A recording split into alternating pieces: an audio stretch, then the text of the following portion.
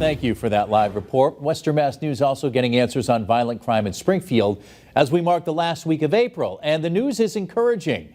Western Mass News reporter Glenn Kittle joins us live in studio with those latest details. Glenn. Chris, according to the data from the Springfield police, over a 10-year period from 2010 until 2020, violent crime decreased by 30% in the city. Now, new data from Springfield police suggests crime is back on the decline in 2023. Western Mass News has reported on 4 incidents of gun violence and 1 stabbing over the past month. However, despite this, Springfield police spokesperson Ryan Walsh tells Western Mass News violent crime in Springfield is down on the year. Year to year, we're down about 7% in violent crime.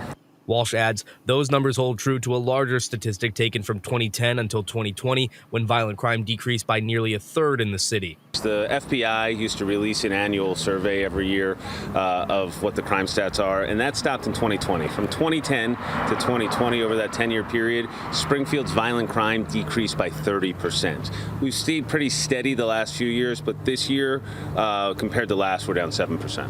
Walsh says the category of violent crime includes felony assaults, shootings, and stabbings. However, he says one of the largest contributors to that statistic is domestic violence. The number one violent crime that is not really seen on the news is domestics. Domestic violence is what really drives these type of crimes in our city. Walsh adds Springfield police have been able to see these types of decreases in violent crimes by utilizing community outreach and advancements in technology to better their policing presence.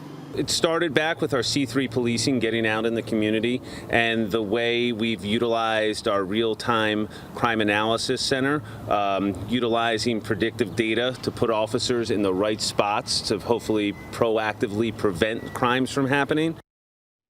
While violent crime is on the decline, Walsh tells me, they've seen a spike in car break-ins and motor vehicle thefts in recent years. He says it's mostly juveniles who commit those crimes. Reporting live in the studio, Glenn Kittle, Western Mass News.